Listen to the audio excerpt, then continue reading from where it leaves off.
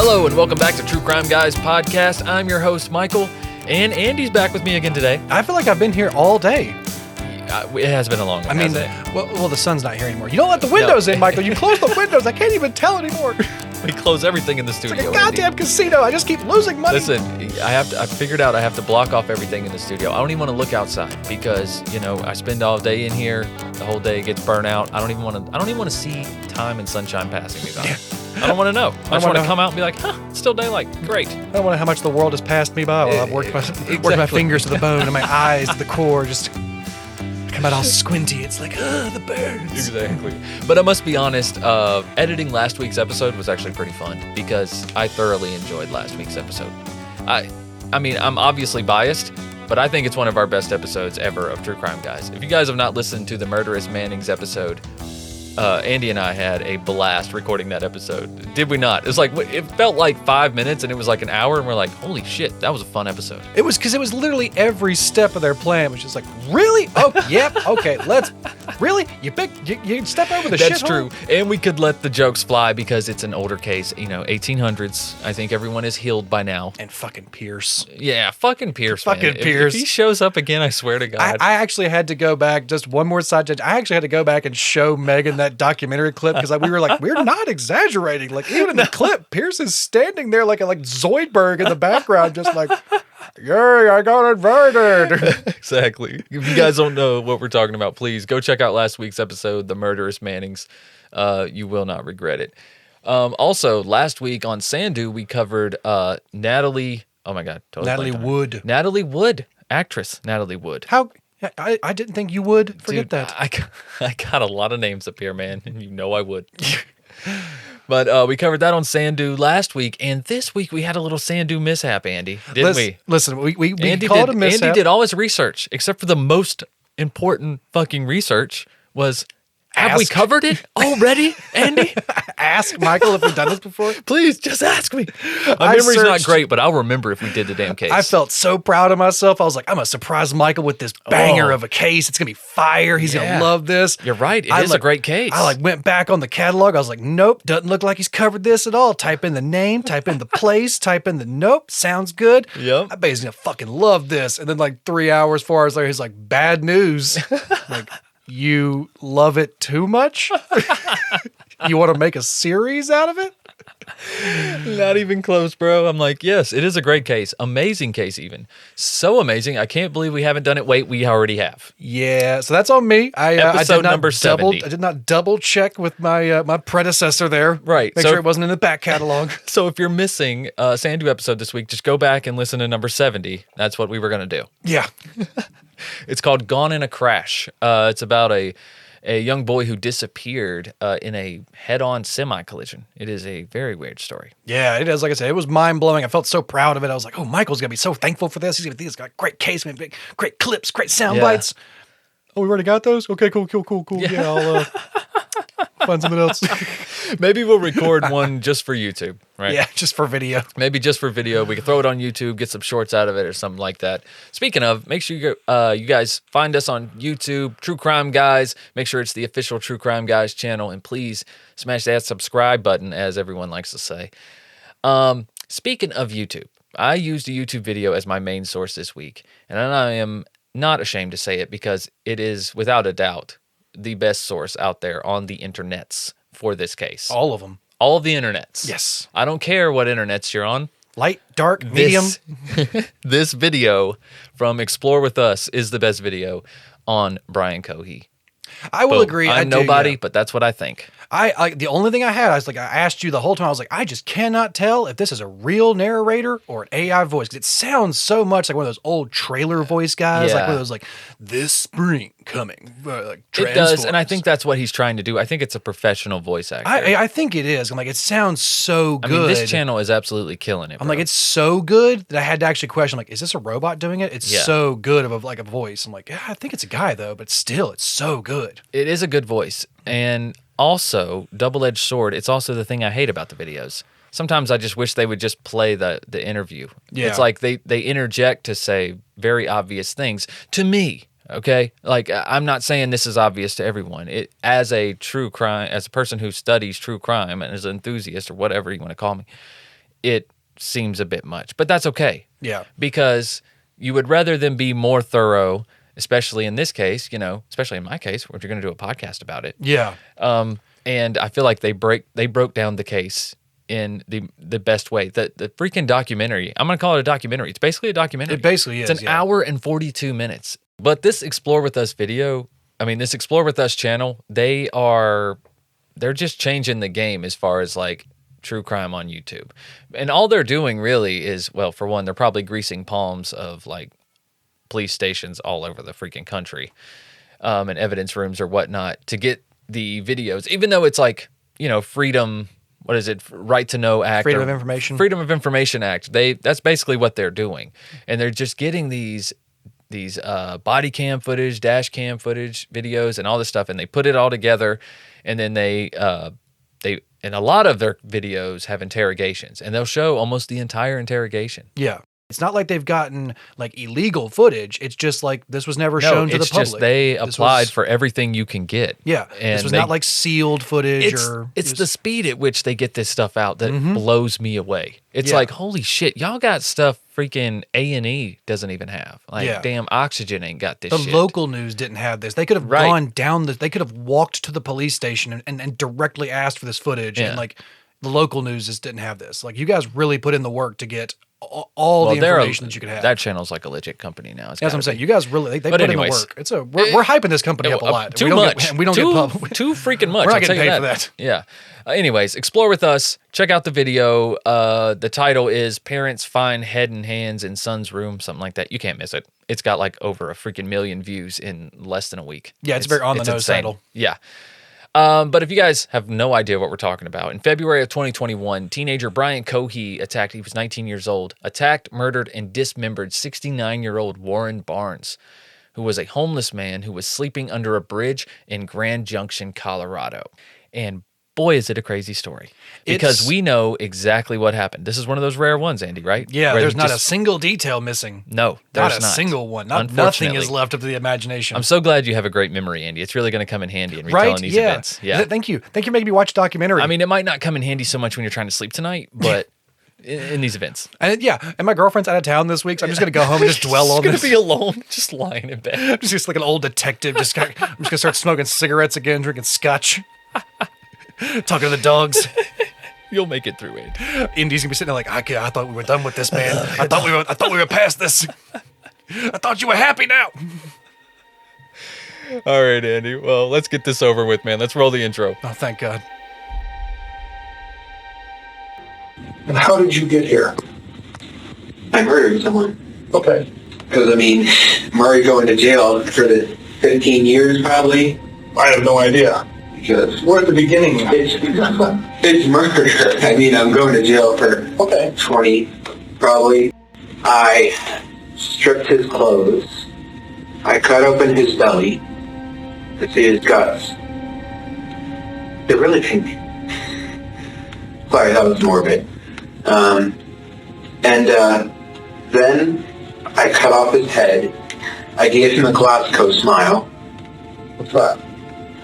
A Joker smile. I have high-functioning Asperger's. Okay. I have ADHD and major depressive disorder. I took the knife, I pulled back the canvas, and I stabbed his neck. He was saying, "What are you doing? What are you doing? Why? Ah!" And I just kept on stabbing his neck. And during the time I was growling and making animalistic noises, I suppose it was a frenzy. Okay. I was so excited, so rushed up on adrenaline every day. But just, and I paused and he said, "Why are you doing this?" And I said, "I've been wanting to do this for a long fucking time." All right. So I want to start this story out very similar to the way that Explore With Us did, because I think it was just brilliant. We're going to start on February 28th, 2021. Brian Cohee Jr. got himself into a little bit of a pickle at the Blue Heron boat ramp. This Blue Heron boat ramp, also called Blue Heron Point, I believe is what Brian refers to it as in the interview. but it's off the Colorado River. He had gotten his car stuck in the mud on the bank, and apparently while he was trying to get out, his entire car ended up in the river with him inside it, Andy. Real Michael Scott move But here.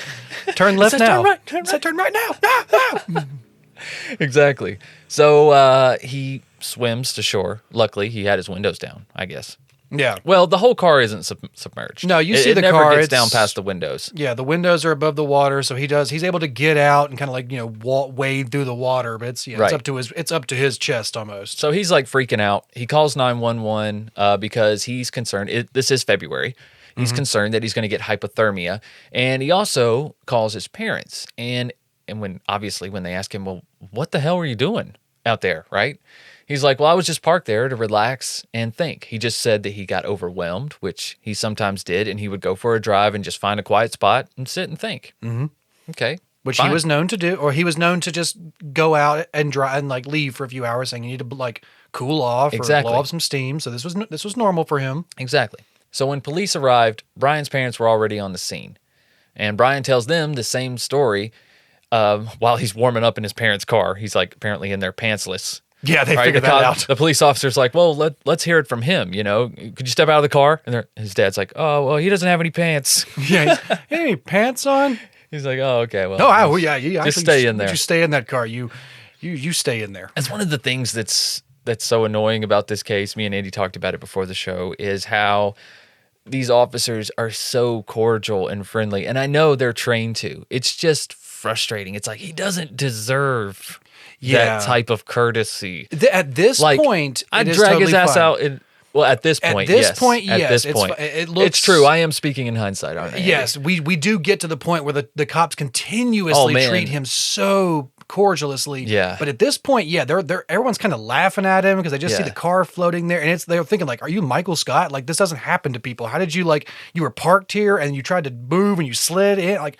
How dumb are you? And they're like, 19-year-old can't drive, stupid. Like his parents are backing him up. The cops are laughing at him. So at this point, it does. It seems like an office blooper or something. They're like, wow, we've never seen this before. This is no, me neither. Never me. No. Yeah, just a bunch of small town cops with their minds blown. Even all the tow truck drivers. All the tow truck drivers are like, it's 3 a.m. Like I'm not trying to. No. And they're like, it's where? I'm not getting in that damn river. It's February. Yeah. No.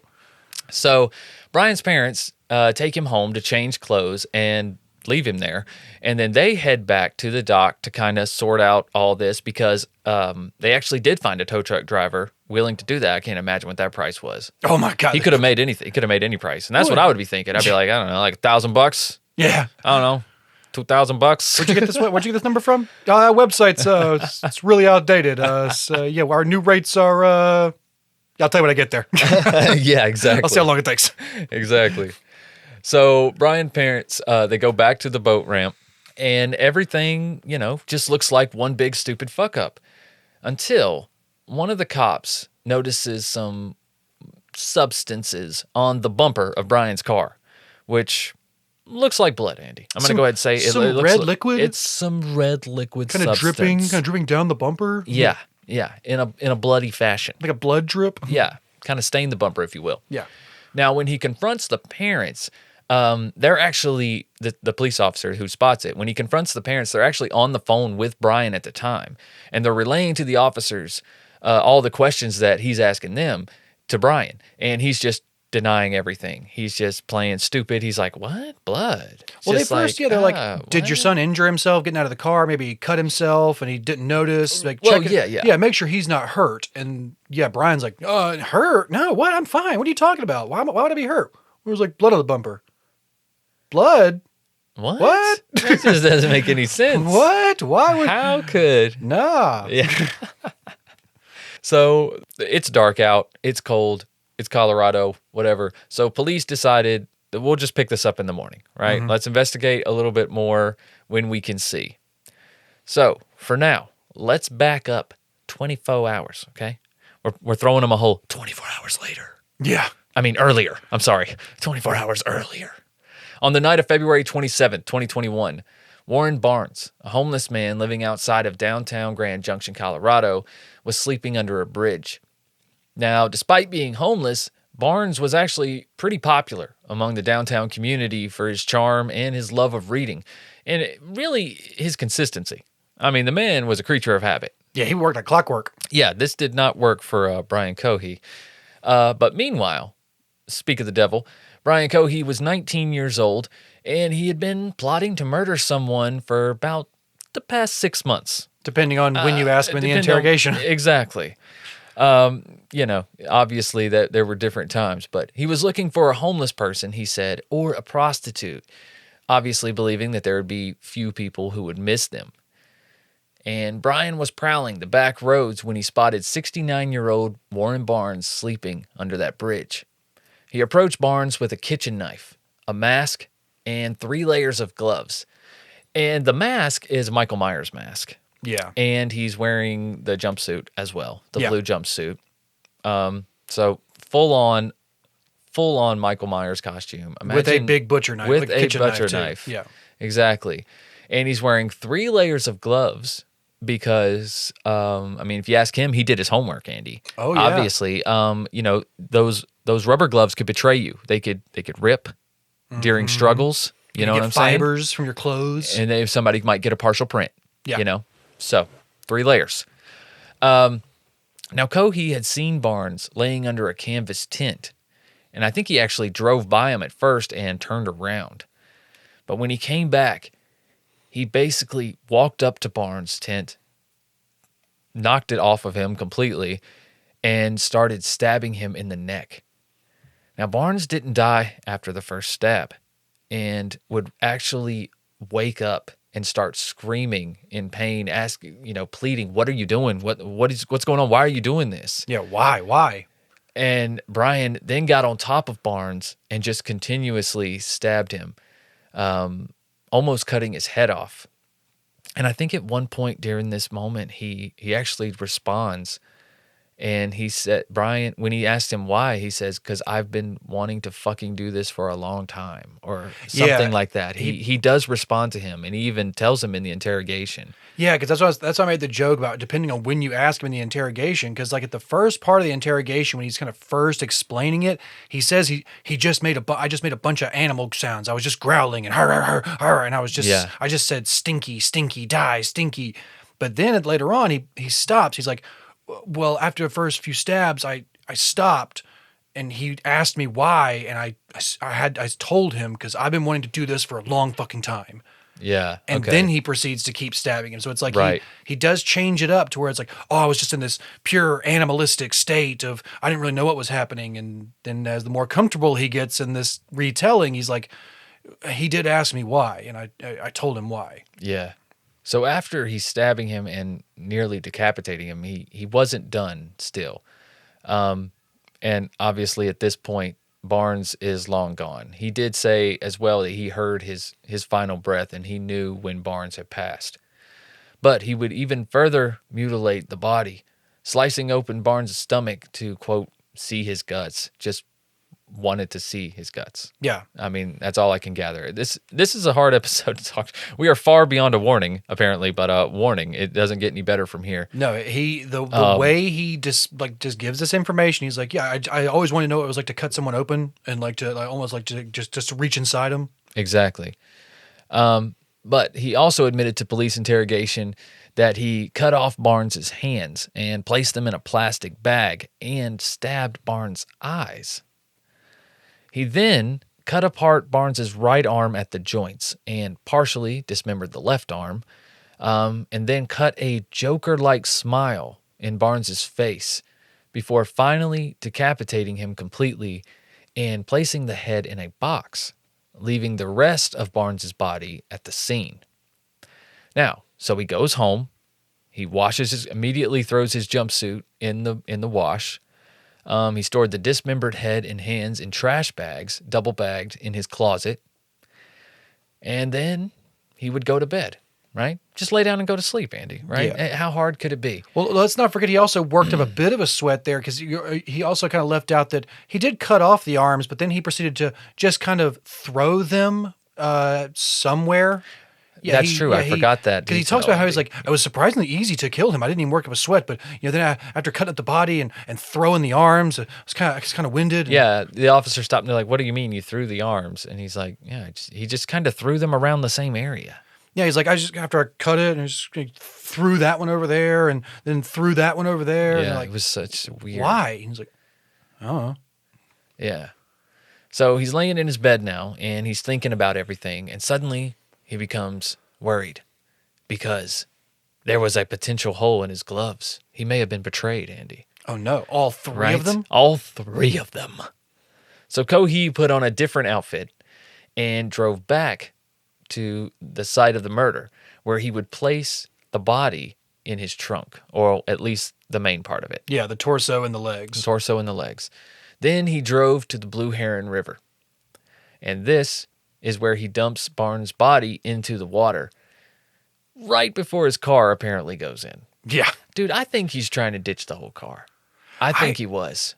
I don't know if he's trying to ditch the car, but I don't think it's the worst possibility if it happens that the car do you gets know ditched. how much blood was in that car? There had to have been a shit ton of blood, yes. There was blood running out the rear bumper. Yes. You know how much blood was all over that thing? There's no way you clean it. And he studies this shit all the time. He was trying to completely get rid of the car. Or at least he was trying to at least back the trunk into the water so that like the trunk got submerged. Maybe he thought it would like wash it out or something. And then he got too deep and it just wouldn't come back out. So this was a complete fuck up. Luckily he actually was able to get the body out of the trunk and gone before the car lost control. So like that's why he makes this whole joke later on. Yeah, the body wasn't in the trunk anymore. So he wasn't that worried about calling for help. So it's like he wasn't trying to like put the body out there in the car and submerge it. So he's like, he got the body out and then I think he was trying to rinse the trunk out. Yeah, possibly. Just when you look at it, it's just like, there's no way that car ends up that far in the fucking water, like without you getting all four wheels wet. It's always like a Ford Focus or something like that. It's not like I think it was like a Ford 500. Remember those sedans? This is not an off-road vehicle. This is not some big SUV. This is not anything with four-wheel drive. This is a small first-time driver car that his parents had gotten. Right.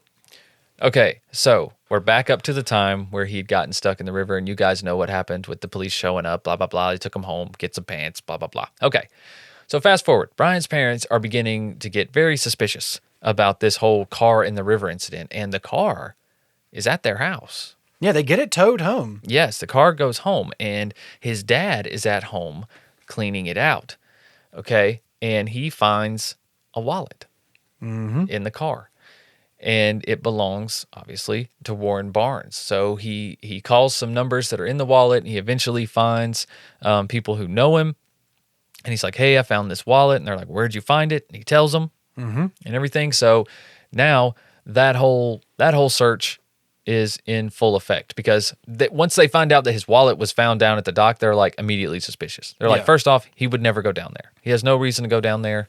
He wouldn't go down there. He wouldn't walk that far. I mean, this is a guy who does the exact same thing every day. He's 69 years old. He is a homeless man who he's sleeping under a bridge in the same area that he frequents all the time. The people who report him missing are the people who, like this one lady gives him a chair to sit outside of her boutique every day. Right. The gas station attendant he goes to every day at 6 a.m. for free coffee.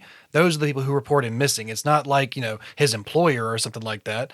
But yeah, this guy, there's no reason for that. And not only did he find the wallet, remember, he also found the fucking knife. The knife, yeah. And he calls Brian about these things. And, of course, the knife, he explains as protection. He said he found the wallet just down at the river that night or whatever. Oh, he said he found it prior. Remember, he said, I found it like the day before, or I found it earlier that night. I just didn't even think about it. I just threw it in my glove box and just kind of forgot about it. Right. I was so preoccupied with the crash and stuff. Yeah. But either way, it made his dad super suspicious.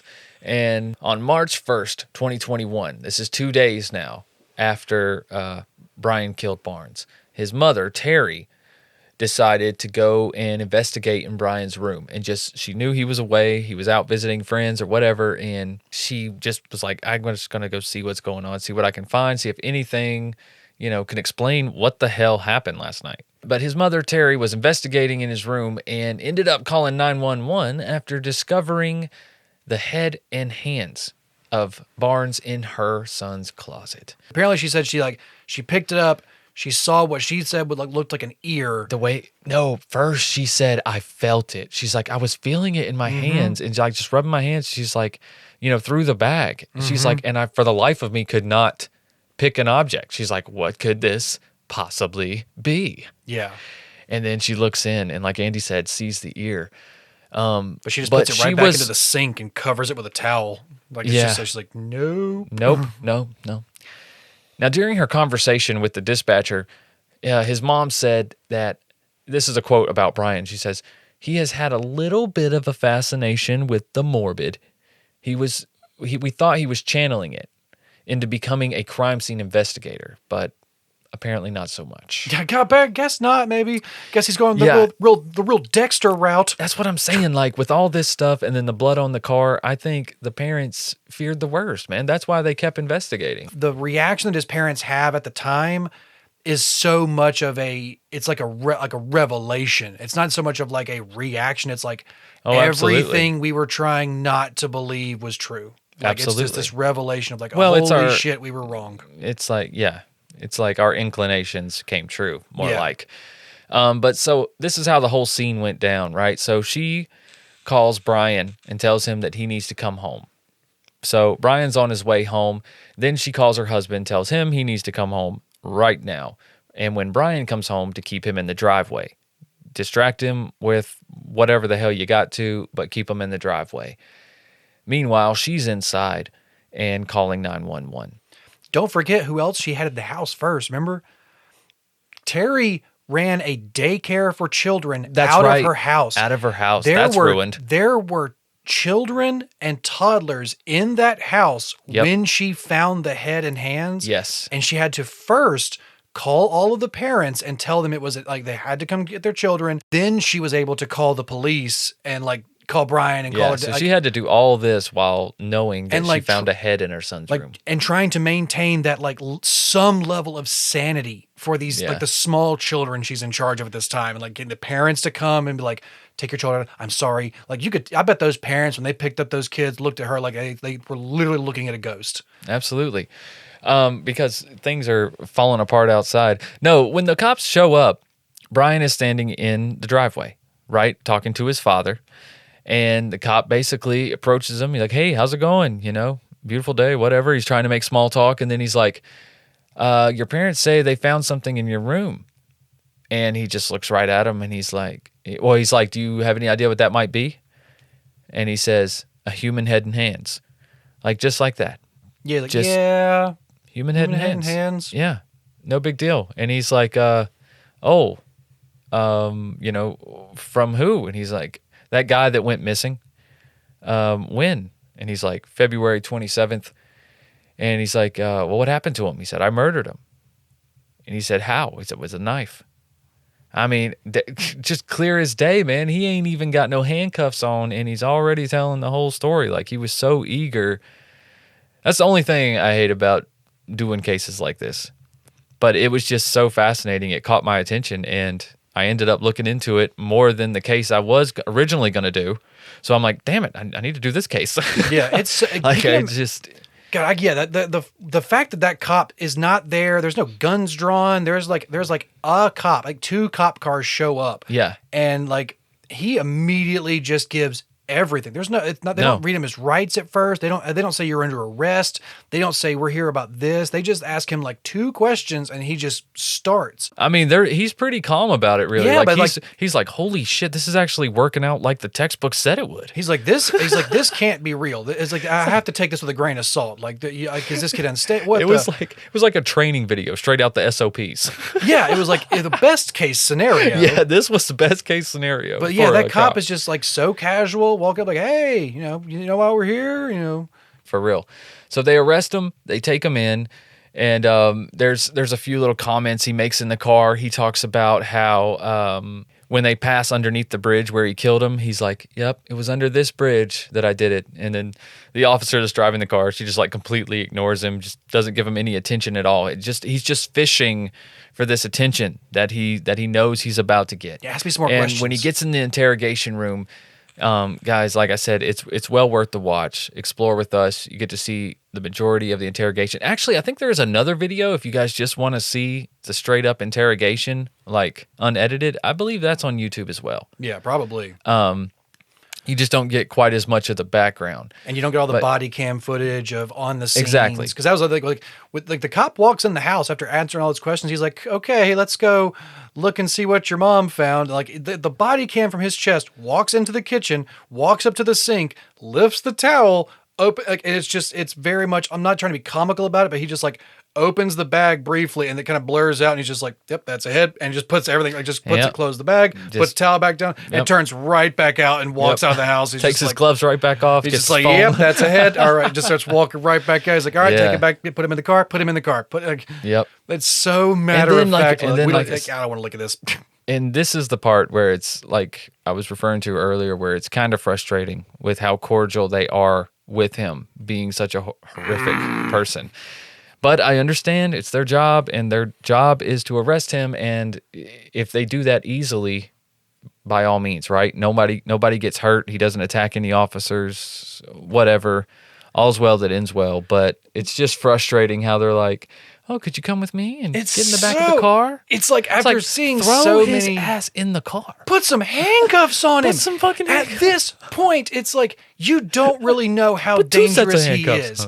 Just walking free-handed, all Neanderthal-like, and just like gets in the back of the car and they're so friendly to him. Like you just found the severed head and hands of a murder victim in this guy's fucking sink. You are being so friendly with this 19-year-old kid who frankly looks like a middle-aged woman. I cannot get over how much this 19-year-old kid looks like a 38-year-old lesbian. I wasn't going to say nothing, Andy, It is but like, I I'm guess not it needs to be crude, said. but like there is a silver lining to this documentary and to all of it is the fact that every goddamn time they choose to put a picture of Brian Cohee Jr. on the screen for anything, it is the worst fucking picture it really they could is. have ever got. It's a screen grab from the body cam footage of him looking out his parents' car window pantsless with the window half down with his mouth half open looking over his shoulder just like and that's the picture they use every time. I'm just like, thank you. That's what they should do. You look like Peter Griffin almost. Dude, there were so many signs. This is as good a time as any to talk about some of the signs, which, you know, all straight from his mouth, and then the confession of friends, family member, teachers. Oh my God. Teachers. Every teacher he had thought he was a psychopath. I mean, there were so many. There was a time where he tortured a cat. He said when he was, I guess, a young teenager, he found a stray cat and decapitated it and kept the head for like 3 days or something like that. Was afraid. So it started to stink. Yeah. And then there was another instance with another animal. I think it was like a beaver or something. They said he found like it was like a possum or something, but yeah, he skinned it and tried to make like leather out of it. It was like fresh roadkill or something. He tried to make leather out of. Yeah. So there were signs. And not to mention, it's like, I have friends with dark humor, okay? And I've been known to make a dark joke or two, but the shit that this kid would say. Oh my God. Like the fact that they found, like teachers found notebooks in his class of like serial killer statistics and their MOs and like how they were caught and like all and of it wasn't in a study way. It was in like a collecting baseball cards way. Yeah, like this is all like chicken scratch with a Sharpie drawing each page like it's dedicated to a different serial killer. Like you're making like a fucking encyclopedia for yourself. It was so creepy. And they look at like every teacher like has to explain. They're like, yeah, all of us came together. We told his parents that this kid needed help. That this was the kids didn't feel safe with him here. That like we were afraid he was going to be violent or he may cause a scene. Like he slapped a special needs student with a fucking mace that he made. That's right. Remember that? Yeah. It's made out of masking tape and foam or whatever. But it's still like you put enough masking tape around something and whip it with some speed. Oh yeah. It's gonna leave a nice welt. Yeah. And apparently he whipped a special needs student at their school or something like that and got charged with assault. That's insane, dude. The fact that there were many signs. Yeah, there was another instance where there was a student with PTSD, and she had reactions and panic attacks to certain loud noises. And he came up behind her and just started clapping his hands real quick and laughing. and it apparently sent her into an actual seizure. And they called, and the police were called, and he was suspended again. But his mom she just would not hear it. It was just, she felt like he was being targeted. God, that was so frustrating to hear her. Like, her son brought nunchucks to school, and he got them from some other kid that he like paid off with candy. Yeah. And they were like, they got mad at him, like, you can't bring weapons to school. And his mom was like, well, what about the other kid? He got him from him. They're like, that kid doesn't have significant behavioral issues that we've already had to deal with. Right. Like, exactly. your son your son actually is hurting people with objects, and then now he has this pair of nunchucks. Yeah, your son has a history of violence and disturbing behavior. Yeah. This was like a child he bribed with candy. Like I said earlier, none of his teachers were surprised. There was this one male teacher who they interviewed, and he was like, I just never felt comfortable around Brian. He's like, never. He said, I never took my eyes off of him in class. He's like, I just never felt comfortable with him. No, all of his friends, even his friends, his closest friends, like, after talking at interviews, they were like, we were almost not so much surprised that he killed someone, but surprised that he only killed one person. Right? Surprised that he didn't shoot up a school or a store, or that he hadn't already killed like multiple people. Like, you need to address this. Like, this kid needs help. Our society, though, to be fair, has never been so jaded, Andy. We have never been so calloused to horrible news than we are now. Oh yeah. As a society. And so everyone almost has a friend that reminds them of Brian. But guess what? They ain't a fucking killer. At least not yet. I feel like I was just thinking about that with the desensitization of like violence and shocking things. It's like, it's a weird turn of like humanity from like, think of like the Middle Ages and like Rome and Gladiator. It's like where violence was so common that was our entertainment, where people were not shocked by hangings and dismemberments and tortures. It's like those were public entertainment. And then humanity went back into a moral like point where there was like, we kind of got out of hand there for a while, didn't we? We were kind of living like animals. And maybe we'll just invent the NFL. Maybe we'll make this more controlled, and we'll put pads on them. And then all of a sudden the internet was like, we can show you the old shit.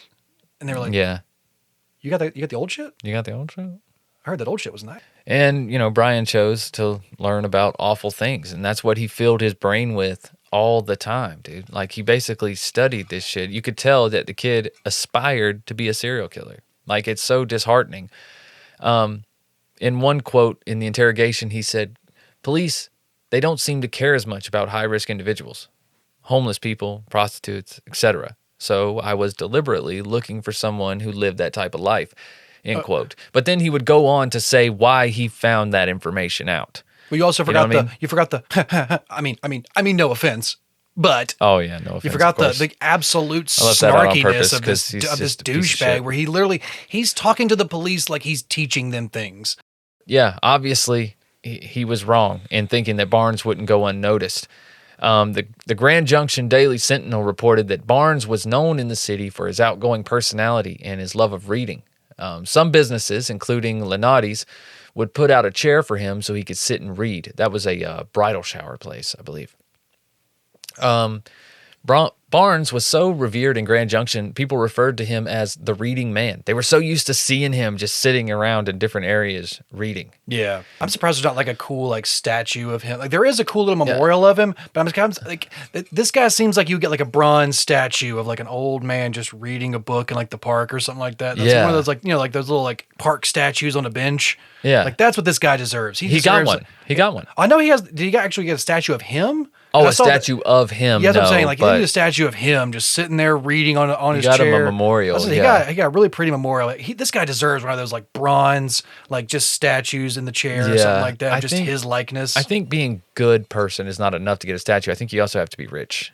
You got to be both. You got to be good and rich. Yeah, probably. It's kind of an oxymoron. You have to like fund the statue, pay for it and stuff. Exactly.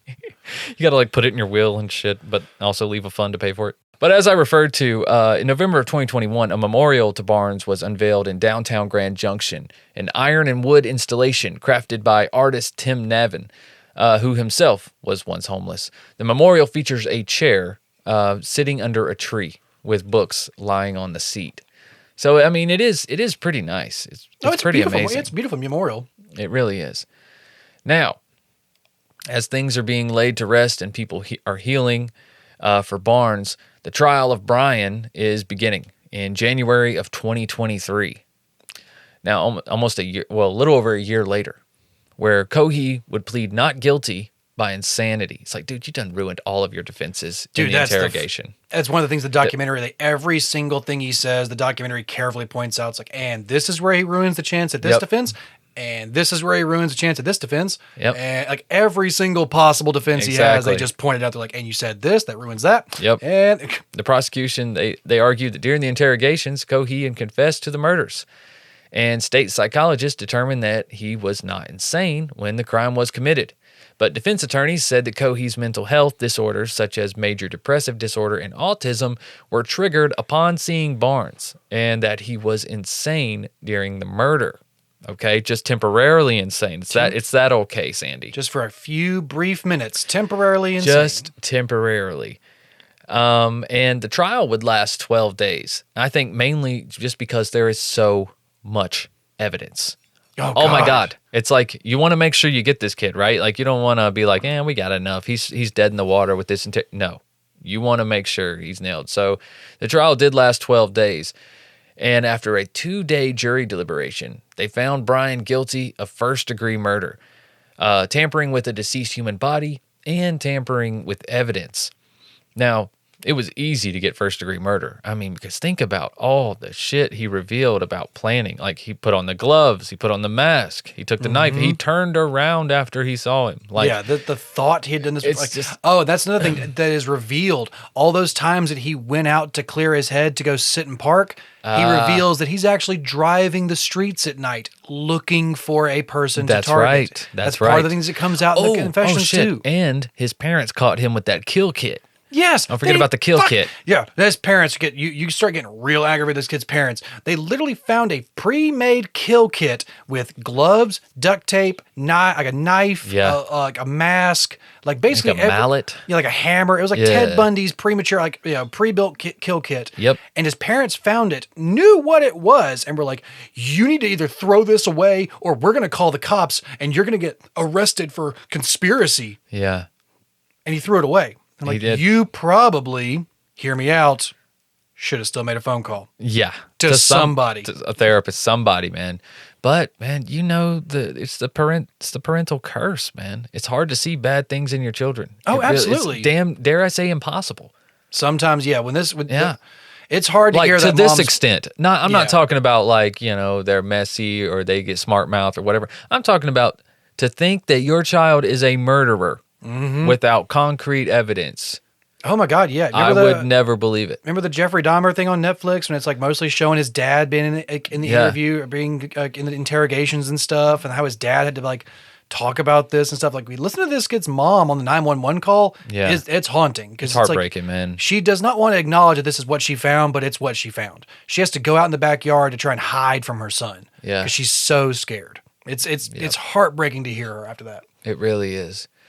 So let's wrap up what happened with Brian here, and we could talk a little more about it. But he would be incarcerated at the Buena Vista Correctional Complex, and he was sentenced to life in prison with no possibility of parole. Very, very thick contrast to the 15 years he thought he'd get, Andy. The confident. 19. He said, I'll probably get like 15 years, right? 15, maybe 20.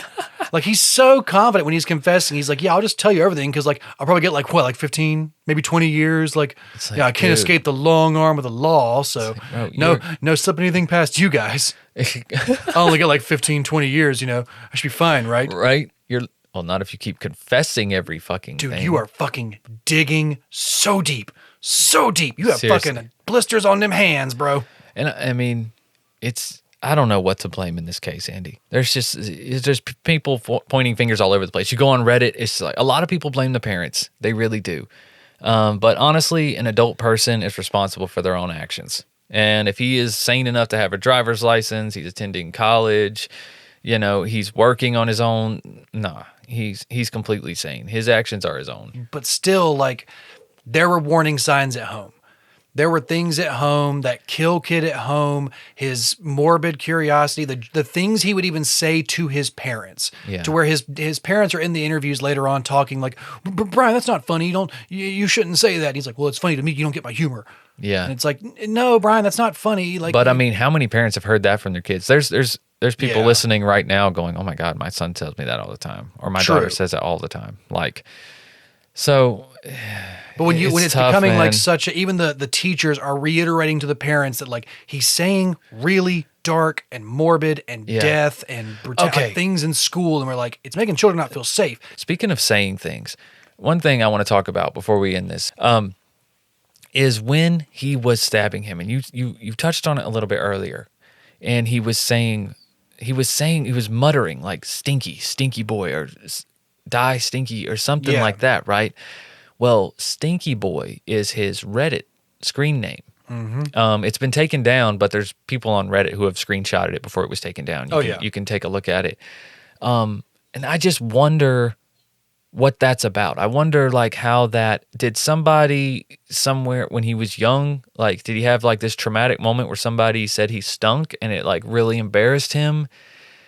Or, maybe it was a sexual encounter that went south because of the way he smelled, maybe, or something like that. It's just so weird to be saying something so specific. It's like almost like he was talking to a part of his personality, like a part of himself. Because he openly talks about that, how they're like, I have schizo something. He goes into this explanation, but he also says he doesn't hear any voices. Because then the doctors or the cops start saying like, well, do you have like another personality? Do you hear voices? Is somebody else there? And he's like, well, no, that's dissociative personality. He's like, I don't have two personalities. Exactly. Because he goes into like, what did you feel? It's like, I thought I was going to feel the best feeling ever, but I kind of just felt nothing. Like it wasn't really. It's like excitement, but just like. He's lying. Just like human excitement. I think he's lying. I think he's kind of lying too. He is lying there. That's his point, because he says that at near the very end of the interview, and I think that's his point where he's trying to say like, if you let me out, I won't do it again. Yeah, I'm like, go easy on me. I won't do it again. But we've just watched you reenact this with gusto, my man. Like we've watched you reenact this like you were given a performance. The jokes and the things that he laughed at just in the retelling. It's like, dude. No, it's like, man, you're a danger to society, bro. You're disconnected too much. Yeah, because what happens if you get curious? You're going to get curious. It's like, what if I just didn't do it right that time? Maybe if I do it this way, I'll get that feeling. Yeah, you're not stopping. Yep. Whether it's this way or another way or with someone else, you're going to do something worse. Well, I'll tell you what. If you try Oh My Gaia, you won't try nothing else. You won't try nothing. You won't need nothing else. Nothing else, man. You won't need nothing. You won't be no stinky boy. You will not be a stinky boy. You will not be no stinky boy. And that is facts. Oh My Gaia is an innovative all-natural deodorant, fragrance, and beard oil company specializing in paraben and aluminum-free products. Their innovative line of deodorants inhibit the growth of odor-causing bacteria while still maintaining effectiveness. And guys, Oh My Gaia has tons of scents to choose from. If you guys haven't heard me rattle them off, I think I will. We got new ones, Michael. We got new ones. Do you have them pulled up? No, we got new scents though. I was just thinking about that. We got so many. We always just blaze through these, but there's even new ones now, Michael. There is. Aloha is a new scent. We can thank Kristen. That's my wife's favorite scent. I think we can thank Kristen for that personally. Yes, absolutely. And we also have our very own scent. I like to think of it as an OG now. It's True Crime Pine. It's been around for a minute, but you really can't go wrong with True Crime Pine. It's a flagship scent. It really is. And because you guys are True Crime Guys listeners, you can use the word creeper for 15% off your order. That's CREEPER for 15% off your order at shop_ohmygaia on Instagram or ohmygaia.com. OHMYGAIA.com. Don't forget to use that code word creeper for 15% off. And let them know that True Crime Guys sent you. Please, guys, support the people that support us. Oh My God has been with us since the beginning, and we could not be happier. I still wear Oh My Gaia every single day, and as does my entire family, actually. It's a deliciously smelling house. It is. It is. It smells of rich mahogany and aloha. Yeah, sure, that's what it smells like. But guys, please, if you love what we do here at True Crime Guys, don't forget to check out Patreon. Patreon.com/TrueCrimeGuys, where for just $2 a month, you can get access to all of our Patreon exclusive episodes. I think there's 70 of those, and we do one a month, so you'll get access to all of our future ones as well. There are annual memberships on that $2 tier. It's only $21 for the whole year, so you can pay up front if you'd like to do that. Or if you want to bump up to the $5 tier, you guys can get access to everything that we have ever made. Hundreds of audio files, from all of the various shows that I've got sidetracked with over the years. Yeah. Yeah. But anyways, guys, thank you for listening to this. Next week, are we going to be on Patreon? I think we are. I think we are, Michael. I think we're due. There have been some headlines lately. Yes. And speaking of, guys, we will be here with you on the free platform with headlines and shenanigans next week. And we'll have a regular episode on Patreon. It's an old doubleheader, Andy. Oh, yeah. Bring your coffee. I will bring whatever we need to bring. That's right. All right, guys. We also got music available on Spotify. Search True Crime Guys as an artist. Give us a follow at True Crime Guys on social media. And make sure you subscribe to that YouTube. And leave us a review on whatever podcast app you're listening to. All right? Thank you very much, guys. And until next time, keep on creeping. Bye.